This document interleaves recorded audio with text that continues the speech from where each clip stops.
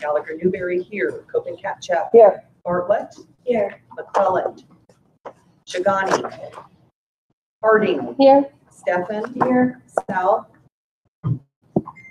Camarano here. Shops here. Koretsky. McKee Here. Day here. Radsky. Williams. You. So as far as my president's report, you have a copy of my memorandum. I apologize for not turning it in time to be included in the packet. But we have, we kind of hit the ground running this year with some new initiatives, new programs, a newly designed website, pages on that website offering resources for sexual harassment and resources for journalists who want to work with whistleblowers and vice versa. The launch of the FOIA email hotline, where the public and journalists can email us and get answers to questions. And I want to give a special thanks to our esteemed Media Pass President Lynn, who has fielded many of those questions in rapid time, giving, amazing advice to people who have used the resource. And one of our most successful initiatives has been the Press for Education campaign. Our goal was matching 100 journalists in 100 K-12 classrooms over the course of the year. We achieved that in about 7 weeks. So it has been an incredible success. I give all the credit to Becky Talent, the chair of our Journalism Education Committee, and all the committee members who worked so hard for months developing the curriculum, developing the forms for the journalists and the teachers to fill out, to be linked with each other, for making those matches, for doing the solicitations for volunteers. Their work is incredible, and the success of this program is squarely due to their hard work, talent, and energy. So it was great. So you could read more of the report in full. Does anybody have any questions or discussions about the president's report? Okay, moving on, the report of our foundation president, Robert. Thank you. All right. No wonder the staff was over here before. Okay. Good afternoon, everyone. You do have my report in your board because I hit deadline. And I do want to, I wrote the report to the SPX board, and so if I remembered it was also going to be in this board, I would have phrased one thing a little differently. But I thanked by name on the SPX members of the search committee for their excellent contributions, and then said plus the SPJ board members. And that does sound dismissive whenever I'm standing in front of this group, and it was not intended that way, but Rebecca, Lynn, Andrew Seaman, and Ellie, no, not Ellie, help me out. Emily Block all did tremendous work on the search, and of course we have Allison as a result of it. Anyway, so that oversight. From our morning meeting, there were no changes that will affect your budget as far as our support of the EIJ convention. We did approve the intertangled relationship between our two boards is always interesting. We have amendments passed, one of which is significant, the rest of which were copy editing. And under the terms of our bylaws, I must notify you by mail within 5 days of these changes. And when you have 30 days to overrule them, should you decide to do so. If you don't take any action, then they go into effect. So I'll be sending an email to your full board within the next 5 days, telling you that you're eliminating the references to the executive committee of the SPJ board and then making other minor changes. I think are those changes in your book as well? I believe so. Okay. You've already been notified. If they're in your book, then you've already been notified. If not, all of a sudden. Okay, thank you. Journalist on call. you know, that's a project that we've had going on for a while. Back in September, the SPX board approved support, travel, marketing, etc., up to $180,000. On her 4th day in the office, Allison got the one ad posted. We have 122 applications. Yes. From some very high-profile people, as well as from the cook at TGIF. Yeah. Yes. He's going to be a leading candidate. Anyway, so we're excited that we'll have that person up and running within the next month or so. Quill, Michael did a tremendous job with working with our advisory committee on the changes there. I had seen, he had shared with me, with Paul Fletcher, who chaired the advisory committee, and with the committee, proofs of a few of the pages, which looked very nice on a computer screen. But then when I pulled it out of my mailbox, it was just like, wow, this is really great. So tremendous job by him, Tony, and then of course Billy on the website. So we're excited about that. You all will of course have the whole bylaws thing. That whole Quill thing got a lot more complicated than we thought it was going to be as far as the bylaws. Now, it's supposed to be a little bookkeeping thing. We'll take it from yours and we'll put them in ours and make it all official, and it's not going to work that way. So you guys have some stuff to do there, and I encourage you to go and do that. And then the other thing that came out of our bylaws discussion this morning is we don't want SPJ to have all of the fun of talking about a name change. So we're going to start talking about looking at what's required, and maybe in September. Since the only required to vote of our board to do that, changing to a name that will be less confusing, something like the SPJ Foundation, as opposed to the Sigma Delta Chi Foundation. We might just make it SPJ so that if at some point the Society of Professional Journalists becomes the Society for Professional Journalism, we'll still match. So that's it. Any questions about that taken? Thank you. All right, thank you, Robert. Okay, moving on to approval of board meeting minutes. We do need to do an add to the minutes. We did approve Dawn Myers as the new Region 10 Director, which was announced in Quill belatedly. I apologize for that late announcement. Not in Quill, I apologize. It's in Leeds, SPJ Leeds. It went out a belated congratulations for becoming Region 10 Director. It was obviously announced via email to all Region 10 members back in February, but we do need minutes of the approval of Dawn as the new Region 10 Director. So could I have a motion in public session to approve him as Regional Director? Okay, Lauren moves, second. Stephen, okay. All those in favor, say aye. Aye. Opposed? Abstentions?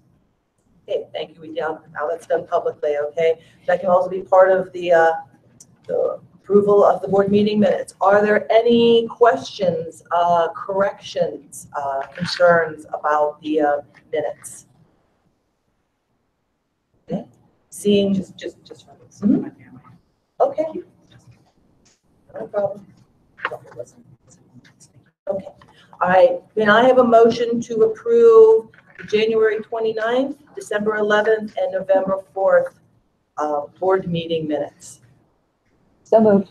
Okay, Sue moves. Second? Second. All right, second Lynn. All those in favor, please say aye. Aye. Opposed? Abstentions? Okay, thank you. Moving on. Approval of quarterly financial reports. Allison. Let me do it. Yes. Okay. So this is new. Our auditors asked at our last meeting if we sent you guys quarterly reports to let you know how we are financially. Right now, the one that you have would be for FY17 ending. So basically, they're asking that at every board meeting, you guys say you get quarterly reports so that it can be acknowledged that we send you information on how we are doing financially. So it's to satisfy the auditor's desires. Okay. Any questions about the quarterly financial reports? And I'm sorry, are they part of the document? I'm not seeing it. They're not. You would have got, it's the closing for FY17. So it was at the end of 2017 is the last quarterly report. And Sarah and I are finishing up with Allison the next quarter. But they're not in our packets. We have next year's budget, but we don't have the quarterly report. Yep. So it's that email that I send with the quarterly finances. So it would have happened at the end of 2017. Okay. So that's the only one you're approving now. Do we need an action item to accept the quarterly budget? Yes. We do. Okay. Okay, I'd like to make would somebody like to make a motion to accept the quarterly financial report for the end of 2017? So moved. Second? Second. Okay, all those in favor? Aye. Opposed? Abstentions? Okay, moving on. Review of the SPJ budget for the fiscal year ending July 31st, 2019. Allison?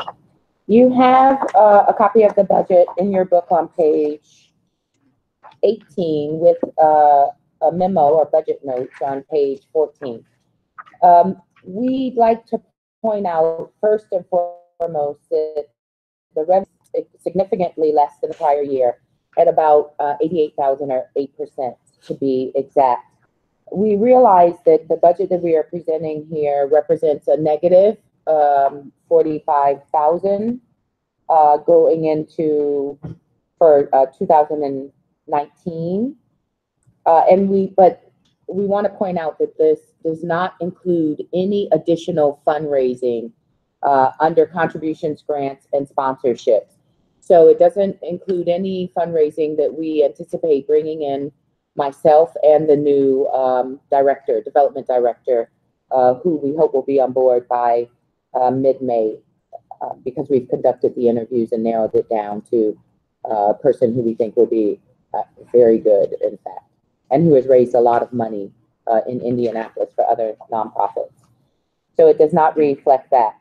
We went through the budget. I went through with Tara and Sarah several times since I've been on board to see where we could cut some programs or salaries, and I will say that this is a very, very lean budget because I was concerned about going with a deficit.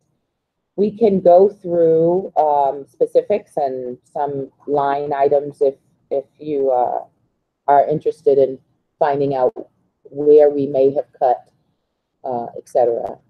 Tara, anything to add? Yeah, I think Allison kind of broke it all down. We did make cuts. In fact, I told the finance committee yesterday that when I put it together, we put all of our hopes and dreams and wishes in the budget. And I called Joe and said, what did I screw up? Because we were at like, I don't know, a $200,000 deficit. So we had a lot of wants and a lot of wishes. So we made some drastic cuts right off the get-go. We sat back down with the departments and talked realistically about what they thought would come in the next year. And then we sat down again with Allison, like she said, a couple times, and trimmed expenses. But as you'll notice, the revenue is down. The expenses are also down. So it is not that we have exceeded expenses from prior year budget. So the finance committee did dive in pretty heavy yesterday, and then made a recommendation to put forth to the board. Questions? Lauren? Yes, and I know this was raised at Finance Committee yesterday. I saw that there was a cut in the marketing budget and that it's down to $2,500. And I know that primarily we do our marketing through social, but I also know and understand, changes in Facebook algorithms and the changes in other platforms that to be seen, it needs to be paid. And I know we have some fundraising goals, we have membership goals, and I'm very concerned about that cut and wanted to know if it's possible to fund additional money for that. Yes, there are a couple of categories that are very low, like travel, for example.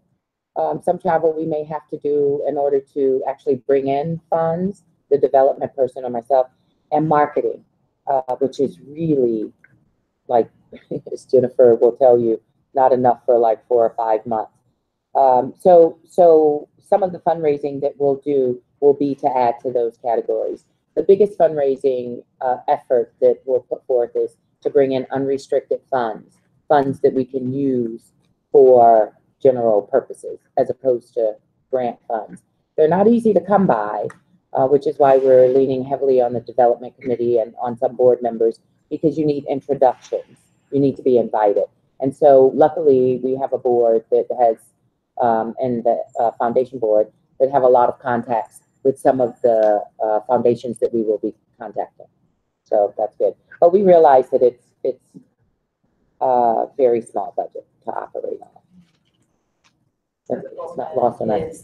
It's to As increase you it. raise money to then supplement this, what's in the current budget. Yes, and also some of the activities that we will be doing in partnership. So we'll only have to pay we'll only have to pay half of whatever marketing costs there are. But we definitely are looking to raise funds so we can increase that area.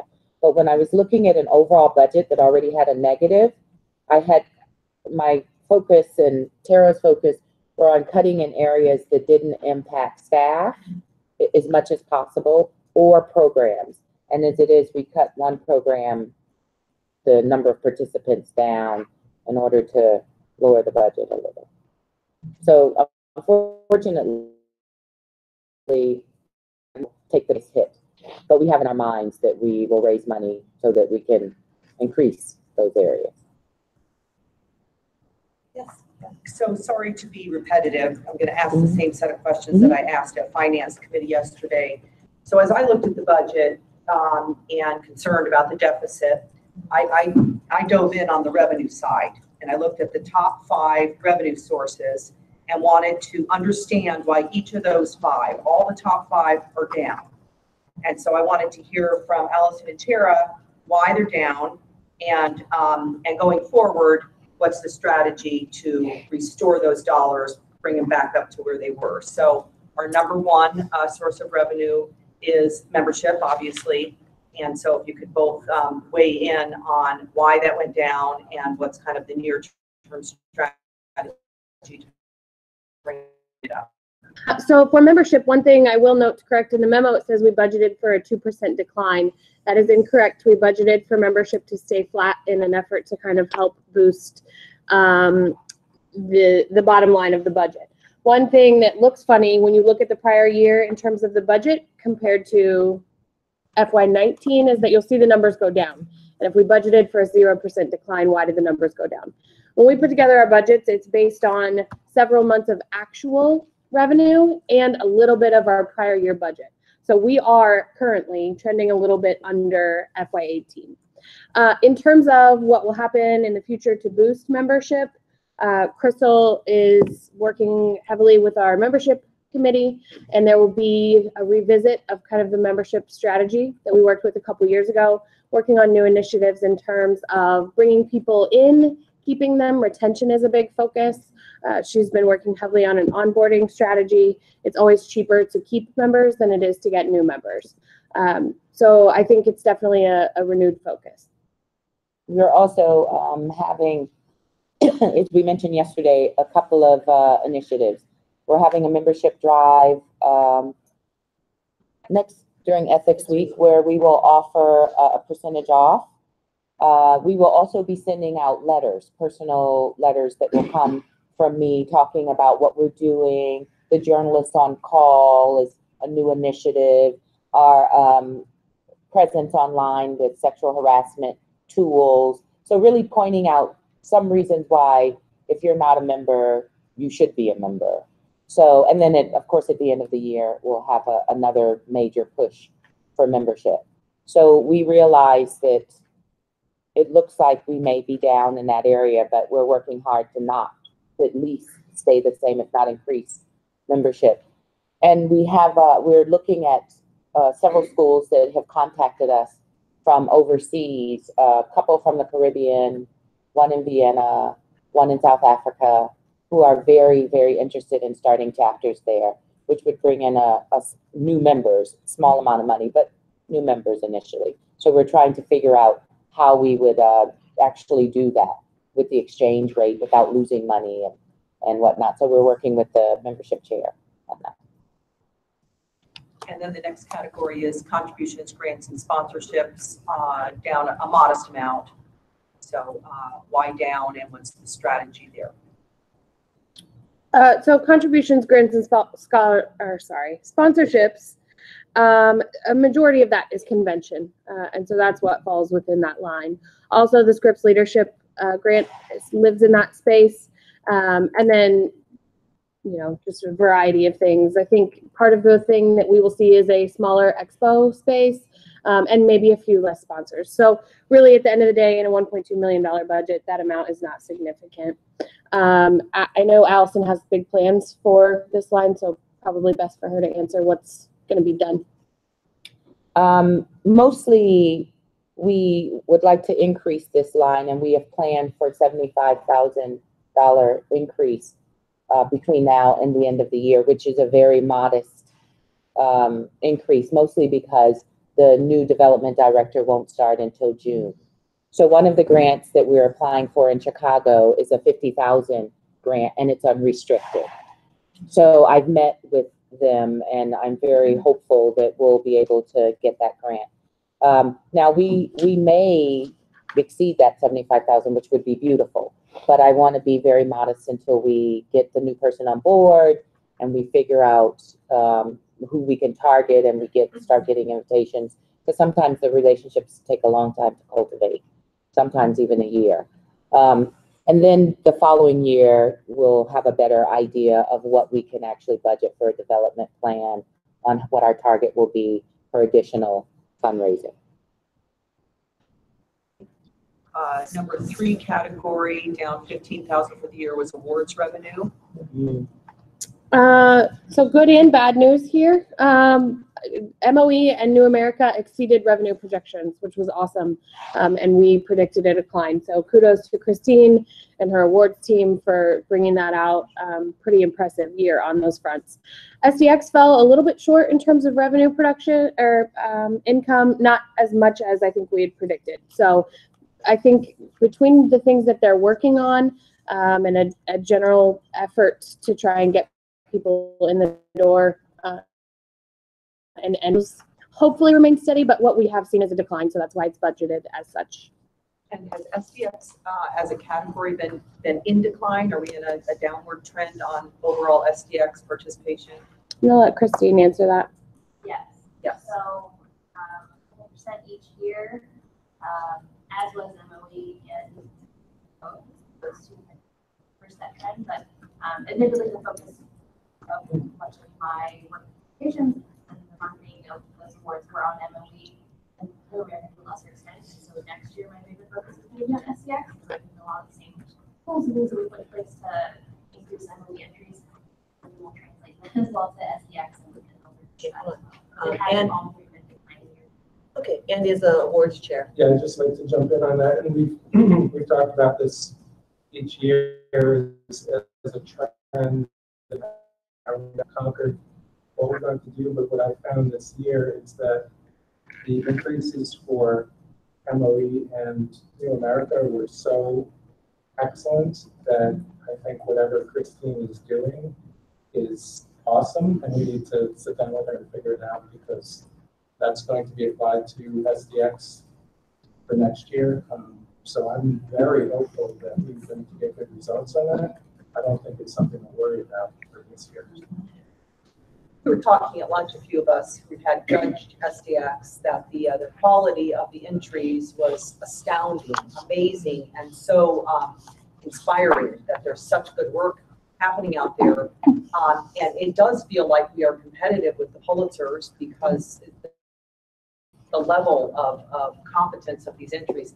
And I'm not sure we're communicating that fully, that this really is a prestigious contest and we really are attracting the best of the best. I know that because I've been a judge for 5 years, but yeah. Is it a matter of awards fatigue? In other words, there's so many competitions out there and so many people, so many corporations are cutting back on entry fees, where people have to pay their own entry fees. Are we seeing that at all? I mean, I can see, I actually just pulled up a document because this NBC did a big thing that I led before I left, put on a big story, and I was looking at all the awards we entered it for, and I was looking at deadlines for them. And I did notice, and I don't know if this has anything to do with it, but that the deadline for Sigma Delta Chi Awards is February 19th. Everything else is pretty much January, that first week of February. And I don't know if maybe people then forget that this one's sitting out there maybe because it's not in that same time frame. That's just a thought. I don't know. I mean, as far as stations paying, the stations that I was working with within NBC anyways, I can speak to, we're still paying for all of it. So I don't know that that's an issue. It seemed pretty standard and kind of changed in recent years. I will say, in my time as the awards coordinator, I would say like 2 to 3 years in, we saw a decline in some of the major stations, the amount that they were submitting. And I did reach out to their people who would submit the awards, and they said they made drastic cutbacks in the amount they were submitting. Yeah, we're seeing that even at the local level, some of the chapter levels are Region 4, same thing. Okay. All right, moving it back to the budget. Right, I think we finished the, that category, and my final question then would be number 5 category, which is registration fees. Again, not about a $3,000 decline. What is that category again? So that is mostly convention. The decline you see there is a decline in the number of Scripps participants. Scripps, right? Mhm. Okay. And that program going forward, I mean, we're pretty committed to remaining with the model we have, the 4 sessions per year, et cetera. Okay. And I'm sorry, I did skip one, Tara. The association management, which I do think bears a little bit of consideration, down almost $47,000. Yes. So that is timing. So the fiscal year 2018 budget included NAHJ and NAJA to both join us at Excellence in Journalism, but also for us to plan NAHJ's conference in 2018, which happens this July. So looking forward at FY19, we do not have 2 NAHJ conferences and NAJA as well. So they will just plan to join us in 19. We have included that in there, but we also don't have their second conference. And there's no final commitment from NAJA on whether they'll join EIJ at this point or not. Additional questions about the proposed budget? Hearing none, do I have a motion to approve the budget as presented? So moved. A second. All those in favor, please say aye. Aye. Opposed? Abstentions? Okay, you have a budget. Thank you, everyone. Moving on, chapter activity. Kara. So you guys, I think most of you know the drill. These are chapters who have submitted all of their paperwork to Crystal to be recognized as official chapters of the society. We have 1 in Region 1, William Patterson University, 2 in Region 3, Augusta and Georgia Southern University. They have submitted everything they need. They're all good to go, and we would recommend that the board approve them. And there were no chapters to deactivate. So we usually do that following annual report, so that would be at the EIJ convention. Okay, very good. Sarah, it's Patterson with 1 T. Ah, good catch. New York has 2 T's, Patterson, New Jersey. Okay, thank you. Okay, thank you for that. Good to know. Who did that? Chapters. Okay. Do I have a motion to approve these 3 new student chapters? So moved. All right, second, Letitia. All those in favor, please say aye. Aye. Opposed? Abstentions? All right, I want to give a hearty welcome and I think a round of applause to our brand new. Wonderful. Kara, could you please give me contact information? I'd like to send a letter to all 3 of the chapters. Of course. As a formal welcome on stationery to thank them and to let them know that SPJ is here to help. Moving on, action discussion items, governance policies. The Secretary Treasurer. I don't have a formal report, but forward in our new ruled order of a smaller board. This is really something that Alex will probably talk a little bit more about. We feel the need to probably put together another working body to start to move toward a strategic plan. So if you remember, the whole downsizing of the board was not just to empty the room, it's to try to be more strategic and to really define what are SPJ's goals, short-term, long-term, and what are our goals. And so I think there's a lot of work that needs to be done before we even get what is on paper from the past. what do our peer organizations have on paper that we can consider or reject, right? And determine overlaps. And then, of course, talking to many different constituencies within SPJ to get a good feel of what membership wants us to do, what the board wants us to do, what committees and communities want us to do in terms of our focus. So, so that's all in the near term. I think that's work that's necessary to take the next steps as we move forward on this plan. So that's all I want to say about that. And to clarify, I have actually asked Patty to lead that next year already. That was one of my early decisions, so that's why she's speaking about it. You should speak to her. Yeah, but I don't know when it's appropriate to talk about the shape of that body, the composition of that body. We don't really have an action. Patty and I have had a lot of conversations about this, so I don't know if that's something, if you all are already thinking ahead to that, perhaps you can corral the two of them. Okay. I heard Andy. I have two points. One is I heard from a close SPJ observer asking about the fact that the nominations committee information proposals, counter proposals was in there, and hasn't that been decided? And my answer was yes, but I just wanted to make that clear. And the other was something that I brought up with a few people, I think in staff. We currently have our new bylaws posted, but we're not actually following those bylaws yet. And I think that it's important for clarity and transparency to make clear what is in effect now and what's not in effect for another year.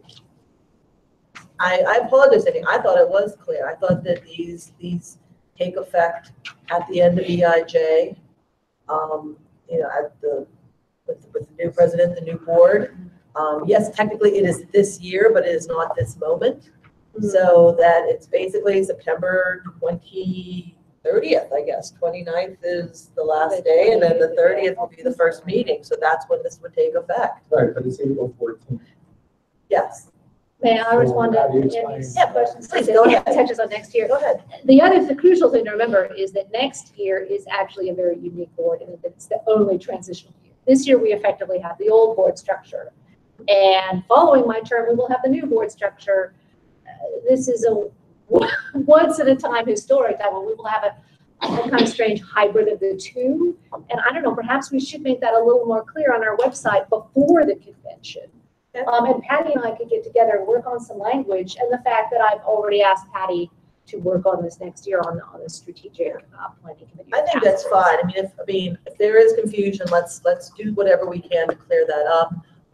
It would be easy enough if we presented some language to headquarters that they could just cut paste a couple sentences or a paragraph out here and there. I think that would be easy to do. I don't see that as being a problem. Thank you for bringing up the fact that Andy and Patty and I will work on that together. Wonderful. What I'm saying is that we have listed in the bylaws as if we are at the end of the transition. Right. That's what we're stating is current, and it's not current. It's a year away. Yeah, we need to clear Or that. 5 months. Whichever. Yeah, but it's actually not, because in fact, those bylaws aren't really my year. Mine is the transitional year. And I think we need to make that clearer, that those bylaws really won't even be effective. We'll make it clear then. Patty and Alice, you can work up some language, present it to headquarters, CC me on it, and we'll get that clarified. Thank you, Andy. Any other questions on governance? Okay. All right, moving on. Regional fund policies. Lauren. Thanks, Rebecca. There's a memo in the packet that I hope you all had a chance to read, and I know that task force members reached out individually to all the board members. So in the interest of time, if anybody has any questions, 3 of the 5 task force members are here. We're happy to answer them. If not, I'd love to move forward with the budget. Well, first, I just want to thank the task force for working as diligently and as quickly on this to get this to us for this meeting. It was a lot of work in a short amount of time, and the requests for change are comprehensive and thorough. And I want to thank you for that. And I think having the secretary and treasurer overseeing regional spending, regional revenue, I think is a good way to go. And I think that this puts teeth in our best practices policy that was approved earlier. And I think that it's a good set of policies and will help bring clarity and structure to all the regional coordinators, as well as the regional directors now and the regional coordinators in the future. So, Lynn. I just did have a question, I guess, and maybe I just didn't see this while I was reading, so I apologize, but if I could just hear more, like what exactly, or how exactly the Secretary Treasurer will have that oversight, like what will that look like? I guess that's what I was confused about, like are you going to be working with regional coordinators, or are you working directly with their treasurers, and does that mean they're? So that's the quarterly reports. Okay, that comes in the form of the quarterly reports. And the one amendment after getting additional feedback, and if you want to make one change to the proposal, which is in 4A, that it's the National Secretary Treasurer. We want to add that language in addition to the RVRCs and chapter presidents who have read-only access to the bank statement. But it's in that format, and also you'll see there, because under the current rules, if the chapter president has an issue, they take it to the executive director. Under the new rules, they would take it to the secretary treasurer. So then the Secretary Treasurer would look over these quarterly reports and then flag anything to the full board or to headquarters? It would depend on what the issue is, and they would use their judgment as to what the proper course of action is. We didn't want to be too prescriptive. Yeah, I was just the other question I did have is more of a staff question, because I noticed there's training that's mentioned, and I just wanted to know if that's possible. Like if that's something you guys really have time and there's, to work in, and we're not just saying like, please do this, and who would do that, like what that would look like. That's what I'm curious. I'll let Tara tell you what has been done, then I'll tell you what I think we will do going forward. And then I can address the intent of the task force. So regional directors and new board members, we have a Zoom call. Some of you who are new may know. We go over the handbook, we go over best practices, all of those things. We have not historically included regional treasurers in said training. And we have pointed out best practices. We've gone over that. That's in the regional handbook as well. So adding those same resources for regional treasurers would not be problematic. That said, Allison can speak to what she thinks and what she wants next. Yeah, we have both and see what's really feasible and how much we're spending on them. And maybe we can figure out a better way to do it regionally or some different sort of way. So the staff is going to meet to figure this out, because you're right about having the time, the expense, and not just time from headquarters, but also time for people in the regions. So we want to reevaluate how we're doing it and how effective it is. There's no measurement currently really to see how effective any of the training is, because we don't track it to see. It also could be a webinar, it could be. Yes, exactly. And I can address that. Yeah. The intent of the committee was that it would To do be a webinar. Zoom meeting just for regional treasurers, because that's a subset of the training for the regional coordinators, regional directors. There would just be a Zoom meeting for the regional treasurers, so they had clarity on exactly what their job is, because some of the feedback that we heard is people aren't necessarily clear on what it is that they need to do. So it's just, here's a handbook and go. So if somebody spends an hour with them and goes over the rules, and it's virtual, so you can do it from wherever's convenient for you. And also they would have the written Right, policy, the exactly. coordinators and the treasurers would have it enough in addition to the training, and they would have something in black and white that they could go to. Absolutely. Okay. And I'm not against the training. I think my concern when I saw that is that sounds, a treasurer training or someone that's dealing with money, that sounds very different than what is currently done. So to me, that means someone, and I guess we're assuming it's staff, is going to be creating this training from scratch, which I'm not saying is a bad thing, but that's going to take time. And we are putting a time deadline on them having it ready and having it available and making it happen. So I just think that's something to think about. And it's also, people change, the position changes regularly. So we need something that people can actually go back and see, like handbook type things that are a little bit evergreen. And we also have to take into consideration that there are different rules in different states about how things, so it's not an easy training, whether it's done as a webinar or Zoom. So that's I want to make sure that when we do it, that we do it right the first time, and that we're not spinning our wheels and have to go back and say, oh, well, that doesn't make sense in California because it's totally different in Boston. But we'll get there. It's Jane, important. go ahead. I think some of you received a memo from Region 1's Regional Treasurer, Bill Blyer, the legendary Bill Blyer, I guess I should say. He had some great ideas, and he has said that he's willing to answer any questions if anybody needs a little assistance. He's done it for years. He's done it effectively for years. He's amazing. Not saying that Region 1 hasn't had a few chapters that are a little disorganized, like the largest one, but seriously, he really knows what he's doing, and he's very, very helpful, and he's retired.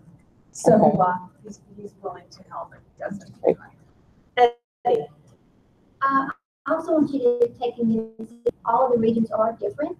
I mean, I have still not gotten up to $1,000 after our account was wiped out several years ago.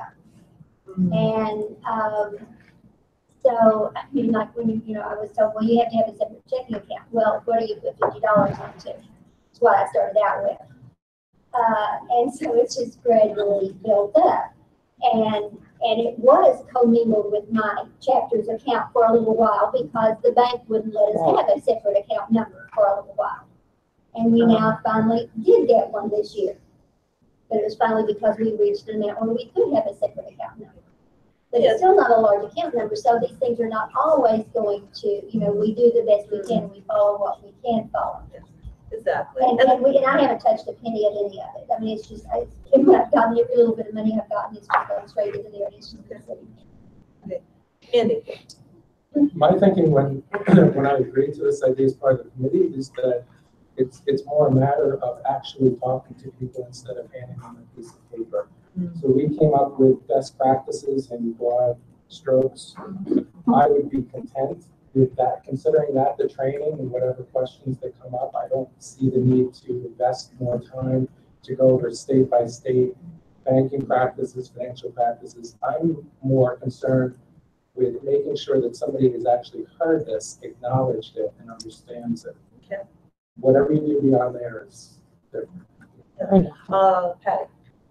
I have some small detailed questions here. First of all, did your group first assess where each of the 12 regions are, who has a treasurer, who doesn't have a treasurer, the balance of those accounts, and where those accounts are held?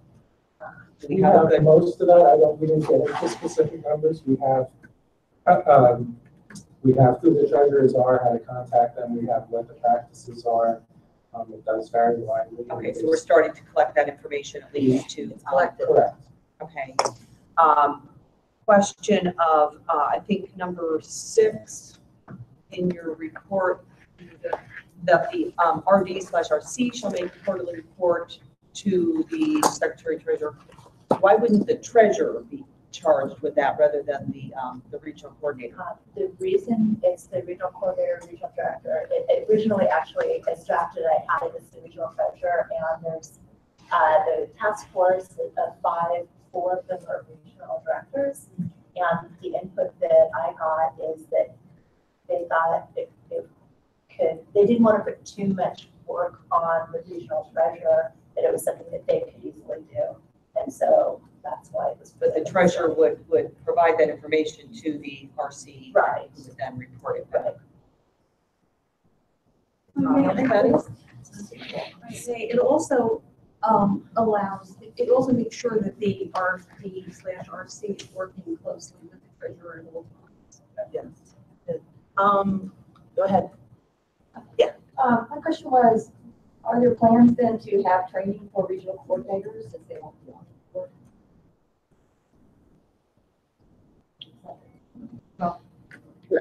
I would say our regular board welcome thing would still hold up.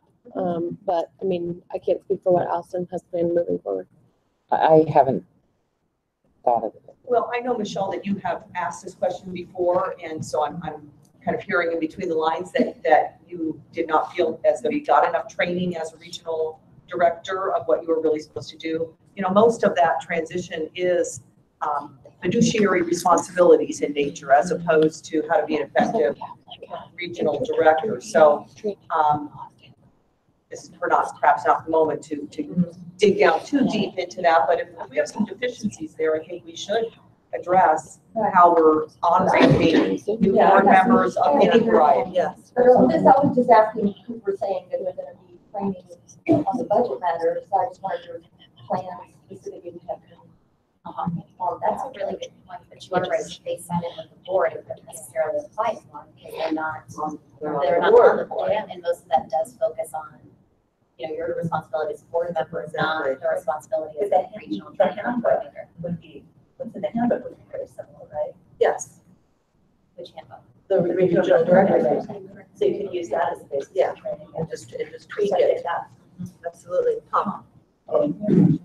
Andy and Matt and I were talking about this at dinner last night. Is there any possibility or any thought ever given to the idea of centralizing these regional accounts, perhaps on the bank, out of the bank that in here in Indianapolis? And have it that way, the national has access, oversight over the accounts, because the regional directors change, the treasurers change, that kind of thing. But it would always keep it in one specific place.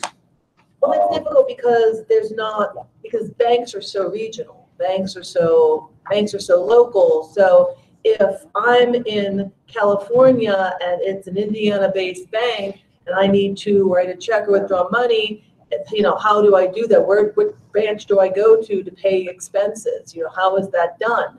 So I think it could pose some logistical problems if everything's in one bank and it's in a state that, you know, 49 of the 50 states don't have access to. And Laura? I think the other issue that came up was back when the initial policy was created in 2013. I was in 10 to 12, so I was here for when that was ultimately adopted. But with the incidents that gave rise to that, legal counsel was fairly strong in their opinion that chapter money should be separate from national.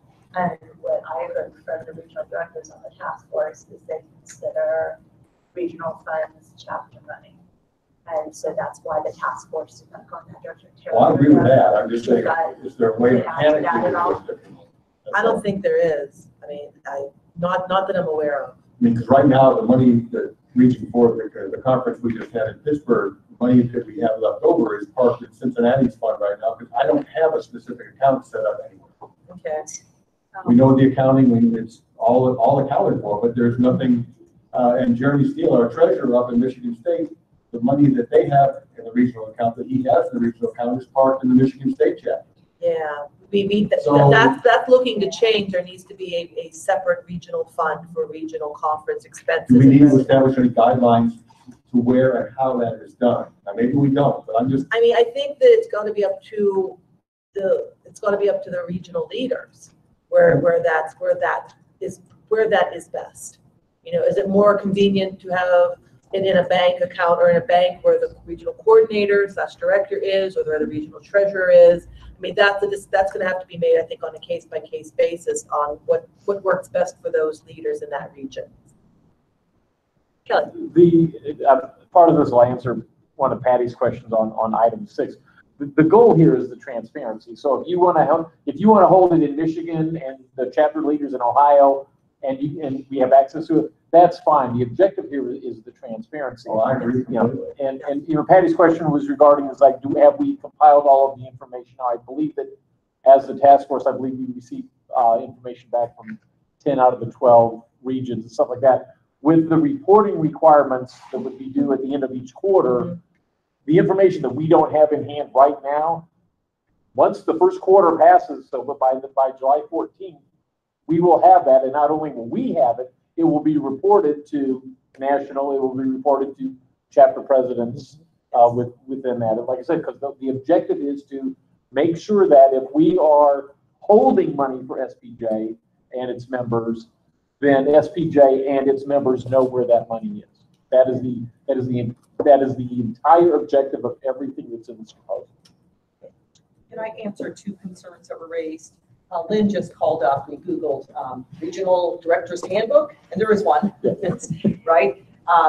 But I think, reviewing that handbook in full is going to be a good idea, especially as we start removing regional directors from the board, so that that population continues to know where their place is in the world of SPJ. It probably needs some adjustments too, now that we're changing the board structure. Well, Patty, actually, in my cleaning and packing mode, I found my old regional director's handbook, the binder, and I just gave it to Allison, so she now has a hard copy of that. So there you go. So she will be, there you go, hold it up.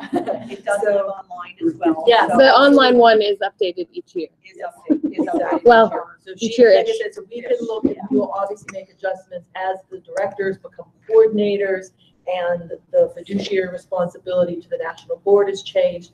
That will all be part and parcel of that update. So let me just suggest that Andy, as the caucus leader of the regional directors, works out some mechanism by which you assist headquarters in reviewing the regional director's handbook, right, to see if it needs adjustments vis-a-vis new board structure, for one, vis-a-vis other concerns at all from the regional coordinators.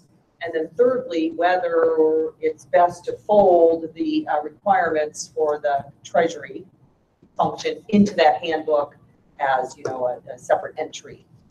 That it might make sense to have all that live in the regional director's handbook, how the banking is handled. Okay. Additional question, Matt? So thank you to the committee Yes. for the work. I had a handful of kind of issues with an early version, and all but one were addressed, so thank you for that. But I'm going to talk about the one. And I just want to, maybe the rest of the board doesn't agree with me, but I think some of the questions that we've asked here kind of speak to the broader point of how difficult it may or may not be on the board, and the logistical support they're going to have by having the cord snapped, the cord snapped from mothership, from HQ. So they're going to be on their own, focused rightly on regional concerns, but not really have a lot of the kind of support from national, potentially.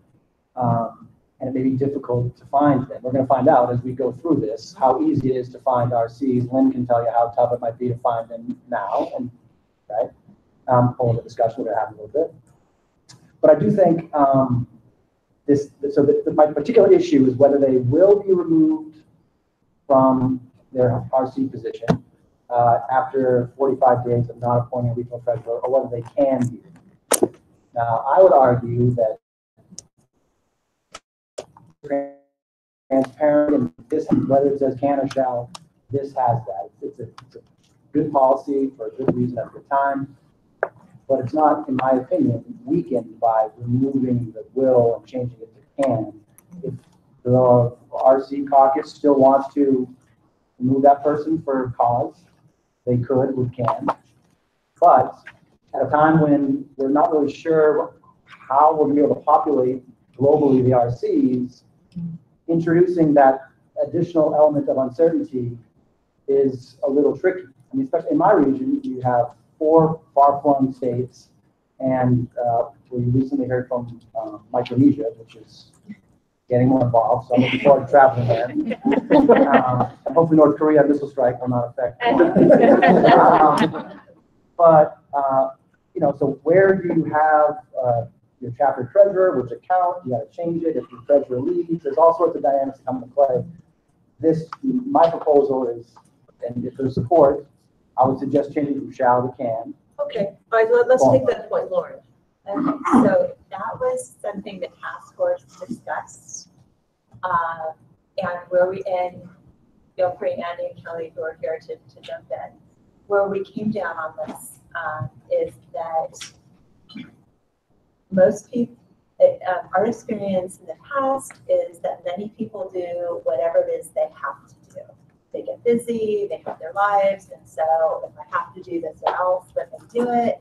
If there's no teeth to it, then they don't.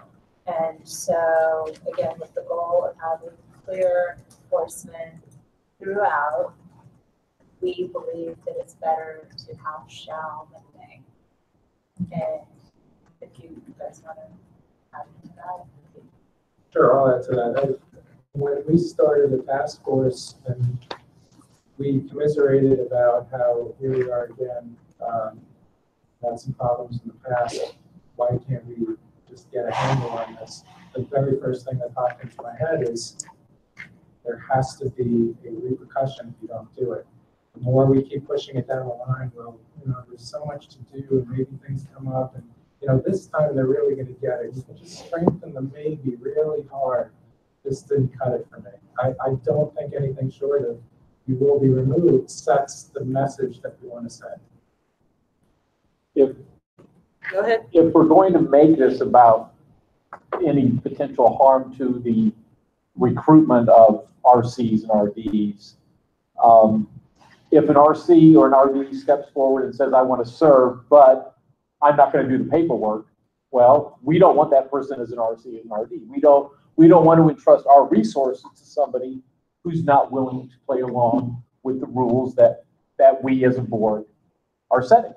I mean, it's just sort of like, I think it's just real simple. I think we draw a line somewhere, and I think that's what the task force did was, if you are going to do this, then you are going to do this, and then that's it. Well, in that situation, the person who had been serving as treasurer continue to be serving as treasurer? Yes. Right. I mean, the RC, the RD is the elected person. Yeah. The treasurer is appointed. The treasurer is appointed, right? But it's these guidelines or this proposal sets obligations for the director / board. I mean, it informs the treasurer and it gives the treasurer, the marching orders, but the person whose name is at the, on the top of the list is the RC and the RD, and that is the person who we as a task force believe needs to be responsible ultimately for the finances in the region. Well, I don't remember the exact wording. Does it say you have to appoint a new one, or does it say in here? No, You have to appoint. You have to appoint. There just has to be a regional treasurer appointed. So if the decision is that they want to have the same person for a second year in a row, then they just say, I've appointed John Doe. Or a third year, or a fifth year, or a 25th year. Like Bill Blair. Exactly. So that's not the issue. So go ahead. Just knowing how real life things happen, the way that wording is, I mean, what if the regional coordinator had a heart attack or something? I mean, I don't know, is it set it up where it's like, you're fired, no matter what. It's 45 days, not 4 days. I mean, 45 days is a decent amount of time. You're elected, you have a month and a half to be, and if you have a heart attack in your first 45 days, you may want to not be on priorities. So if you have the heart attack on the 44th day, the treasurer still has access to the reports that are due and still submit a report. Exactly. I personally, I like the stronger wording. I think it does send a good message, and it doesn't allow, it cuts off wiggle room for bad actors. So whether willing or not, whether intentional or unintentional. Tara. So two things. One, and perhaps it's listed, but one thing to think about is that within that 45 days, you are requiring 2 people to do something. Nice. The prior regional director coordinator and the new one. I think 45 days is reasonable. However, watching the transition from regional director to regional director, that is sometimes incredibly difficult, especially if you have them in different states. So while I'm suggesting, I'm leave that on. The other piece is there's a comment in regards to this on the live stream. It's from Michael Kretsky. No. He says, we can't remove a director via policy. Article 7 of our bylaws, Section 6. The Board of Directors may declare any national office or the position of any director vacant if the board determines the incumbent has failed to perform the duties of the office or no longer meets the qualification for the office. Such action shall require approval of 2/3 of the members of the board. Any elected person whose removal will be considered shall be notified in writing 4 days in advance that 14 days in advance that the board may take such action. The national board shall notify all campus and professional chapters of the meeting 14 days in advance. And so if you note the wording, it says, it would be the RC within 45 days, and then the RD is subject to Article 7, Section 6, which Randall just cited. Right, so when everybody's in RC, it's not a bylaw thing. Correct. Yeah. So we have wording for both. Okay. All right, Letitia. I'm just curious to get a better understanding of this, because I know in our region, we don't have a regional treasurer. Do most regions have regional treasurers in place? We have treasurers for each chapter. Yes, we have, most regions have, I directed Andy to ensure that, okay, I'm sorry, ensure that each region has a treasurer, yes. I've not been an RD, but I have been around SPJ a long time and have seen a lot of things happen. And I heard something suggested, and this kind of is a counterpoint to what Rebecca said. It has to do with oversight and having these accounts in a location where both the regional coordinator, someone at headquarters, and the secretary treasurer are using simply, this is a manner of example, a national bank like Bank of America. So there is consistency so that when the RCs change and they don't unnecessarily share that information, there is always someone at headquarters where it is centrally located who can count for it. Each of the regions has its own account, but everything is centralized, but there is some autonomy on the part of the region to be able to do that. I think there's double accountability because you have your secretary treasurer, you have someone, a staff person, who then oversees that from headquarters. But the folks in the local regions with their local money can use that money at their discretion. And you have a much better chance of catching a problem with that many people who have eyeballs on it than letting this happen again. That's what I was getting at, but she said it much better. Just a point of information, counter what was said a couple moments ago, the regional coordinators are in the process for removing the same. Okay. Not much. All right. Okay.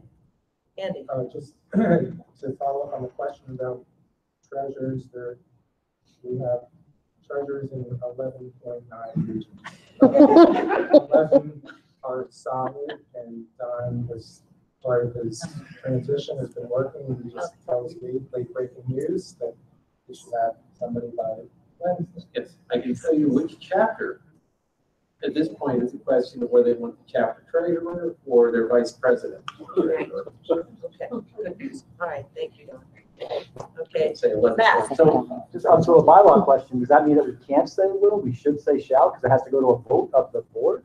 I would think so, yeah, because you can't, No, what we would do is we would change it. Doesn't appoint the person. You would have to be shall position consistent with the requirements instead of for this RD. Can be removed because you're basically Because ordering if it goes the to a board vote a vote, certain it's not way. guaranteed. I mean, the board could say, no, let's give this person another 15 days, 30 days. So I think it has to be shall. Or can. Or can. I'm working on language right now. Okay. Okay. And also, I do think what everyone said, that kind of ends the discussion, should be can. But I also think we should add, in the event that a regional treasurer steps down, if we're going to have teeth, should we also say? Okay, so we've Okay, got you the go. language. It would be.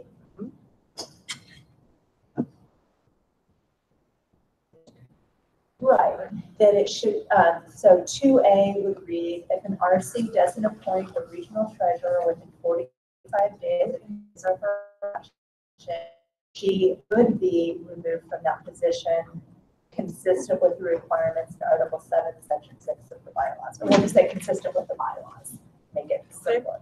All right. Here's a quick question. On that point, I'm sorry. Go ahead. On that specific sentence, I do think, should we have an additional clause that says that this applies 45 days after a regional treasurer vacates the position? Like, shouldn't that be? No, So No, it's if gonna you- be if and, okay, let me. So just to read the sentence, if an RC doesn't appoint a regional treasurer within 45 days of his or her election, or within 45 days of a regional treasurer stepping down, like if we're gonna hold someone's feet to the Oh, as fire, opposed to. it should be, if the treasurer is gone halfway through my term, the same rules should apply, right? You should have That's a 45 really days. good point, Matt, For- thank you. For vacancy. Excellent point. For vacancy. Correct. All right, so while Lauren is typing, I just, a question to your treasurers. I mean, how many, have a routine conversation relationship with your treasurers? I don't not spend a nickel There you go. without her approving it. Okay. Does anybody not have a close relationship or regular communication with their treasurer? Let me answer the question. I love my treasurer, I talk to her frequently. We don't have a regional account. Okay, good. So there's really no need for her to even be in that position. Okay. We used to have an account. We had like $200 and we closed it out, sent a check to a thing. But the way we do our money is you host a regional conference, you fund it, you get the money. When it rotates to the next city, that same rules apply. But we don't have a regional account. Okay. We used to, and let's talk offline, and I think we should. Okay. Anybody else? Tom? I talk with ours at Michigan State Jeremy Steele occasionally, but most of the thing is we do it by chapters and with his approval, verbal approval, because the checks all come from the chapter or the funds that are generated from that particular conference. I'd like to change based on this. I think I'm going to do some changes for sure on this. Can I ask an ancillary question is, or maybe tell me if it needs to go off during the break or something.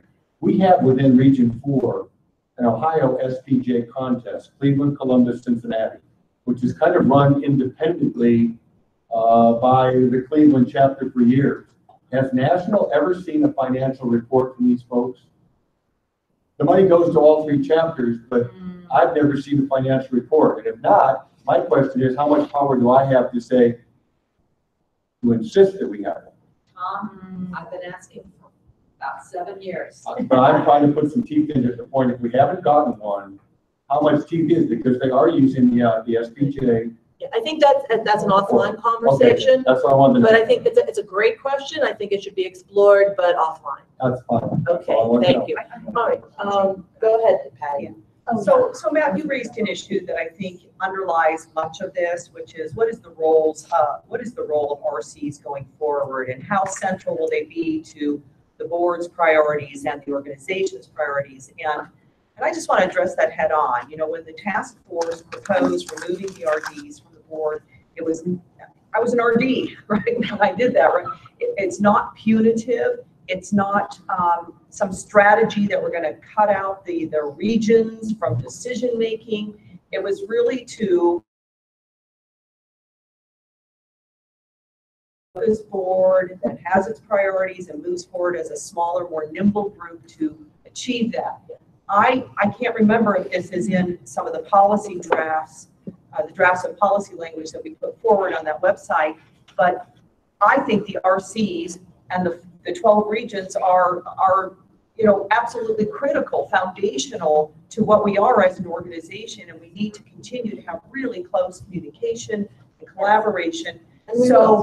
So if you remember, at some point, we put together a schematic that shows, regional coordinators are going to have this pipeline to the board. And as envisioned, if we go forward in the way we envisioned, somebody on the board, probably one of the at-large persons, will have like a set of different people or groups within SPJ that they talk to, so that if it's Andy is still the head of the caucus, he would always know who to go to on the board to say, hey, the RCs are really PO'd about this or that, or hey, whatever the issue would be, and that it would become a board agenda item as needed, when needed.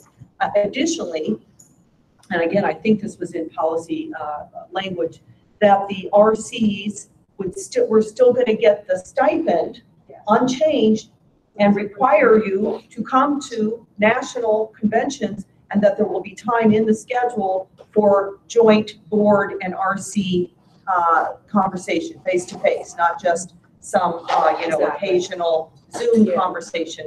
so that there's space and time devoted to that. Obviously informally as well and individually as well, but I just wanted to kind of address Absolutely, that no. elephant in the room. Absolutely, Lauren.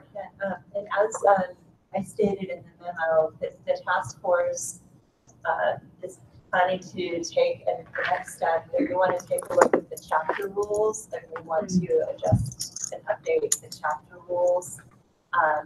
We felt that there's a lot of best practices with very few rules that need to be updated.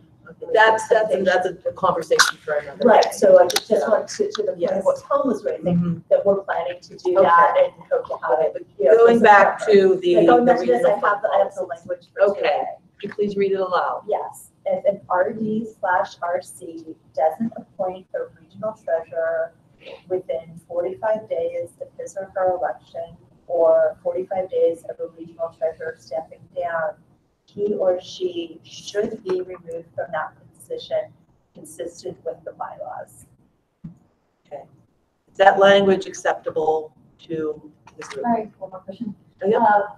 What if you can't find somebody that would do it? I mean, and you're gonna say, we're punishing you in terms. Well, I mean, that's part of your responsibility as a leader, as a regional leader. Just part of the gig, part of the duties of the position. No, this is just discussion right now. So, but yes, I'm ready to call for a motion before we go. Sorry, to Michelle's point though. I mean, I know just finding people to serve on the nominations committee was like near impossible. And I reached out to all of you in this room, like, so I'm just saying that. Now I'm trying to find people around for the board and it's like really difficult. I would hate to, punish a regional coordinator that does try really hard. I mean, if they really can prove that they did try hard, could they also serve as the treasurer, or are you guys not? I'm just throwing it out there. I don't know. I mean, I think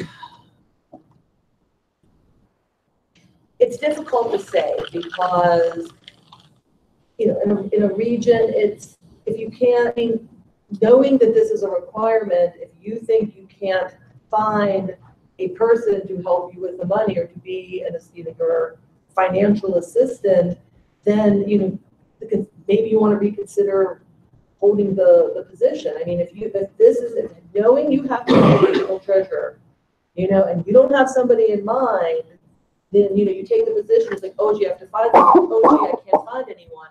It allows bad actions to happen. If we don't require it, it just opens the door for bad action. Well, I can't find anyone, and 2 months later, I still can't find anyone.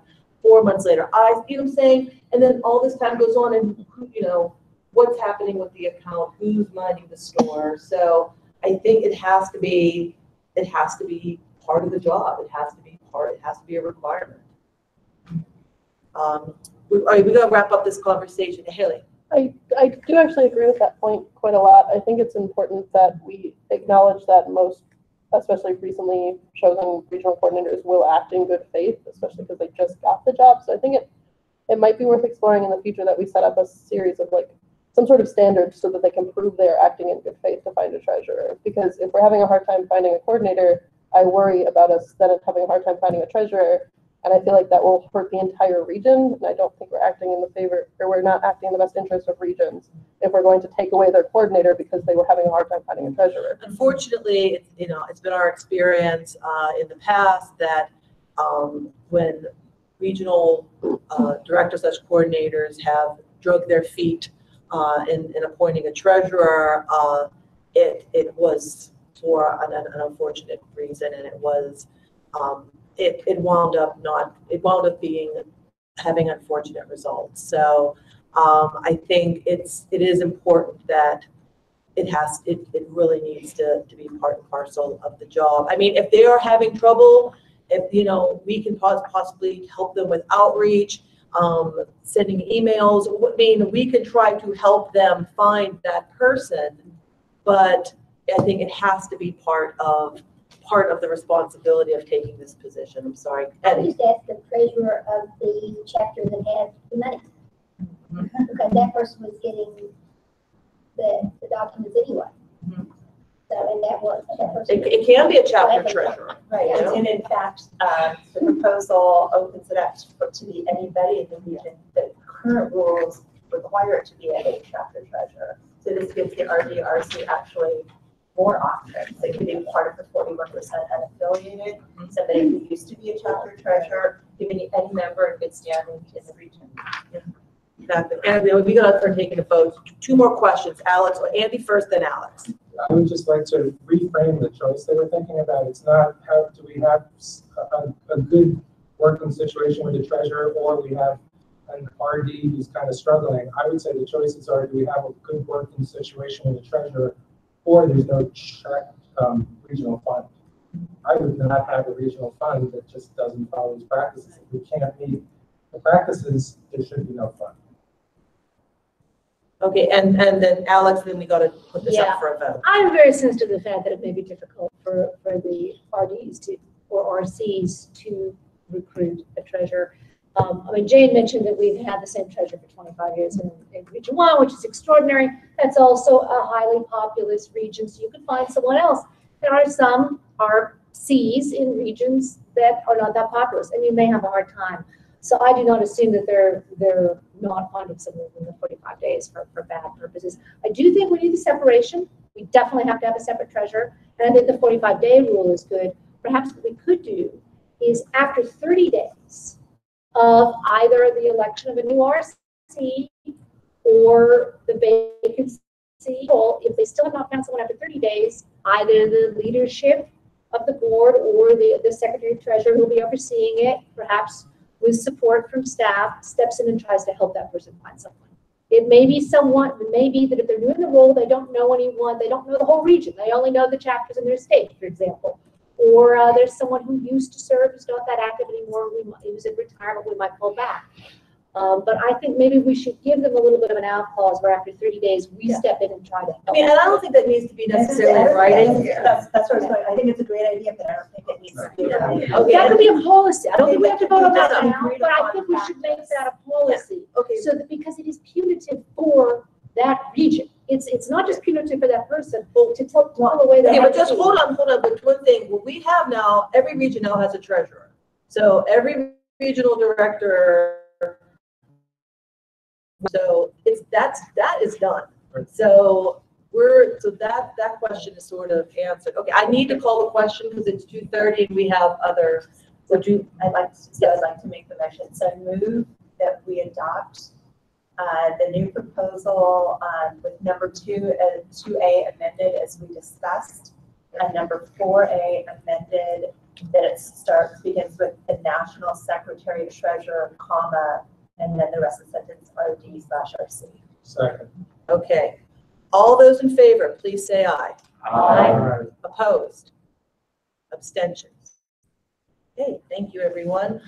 Before we go into executive session, I would like to make a bit of a presentation. Kelly Kissel, please, you have your 10-year pin with SPJ. Wow, time does fly. Congratulations. All right. Okay, do I have a motion let's take a break and then we will go back and we will go into executive session. Okay? Oh, 10-minute break. So we will be back at 2:40. EIJ 18. Okay. And legal. Region. Yeah, and I need.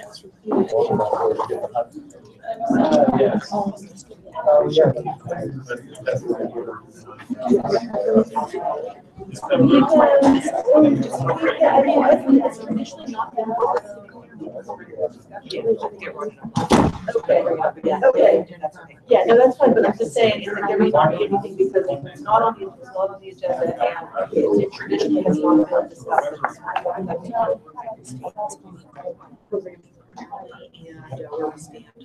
that's only you, I'm sure Alex and, yeah.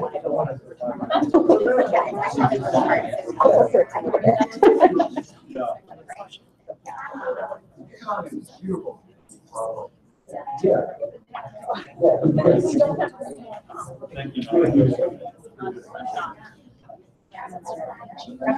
you. He's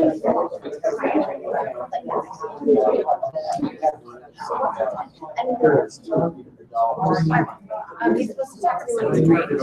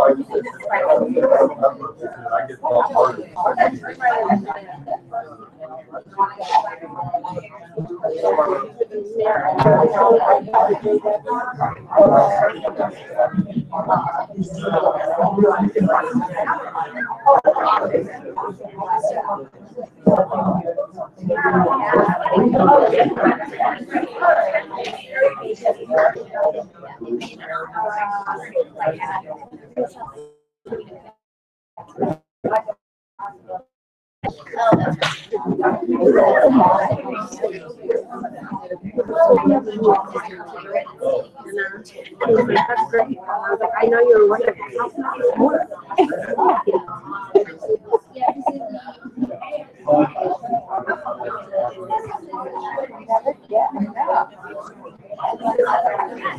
Okay, I'm running back. Okay.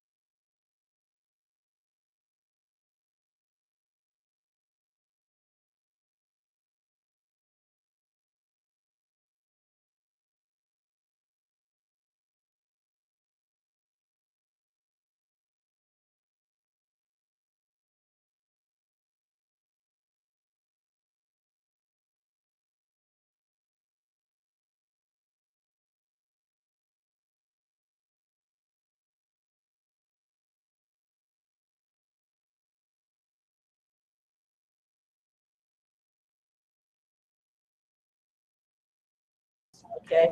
All right, I'd like to have a motion to go into executive session. Second? Second. Bob seconds. All those in favor? Abstentions. All right, there are some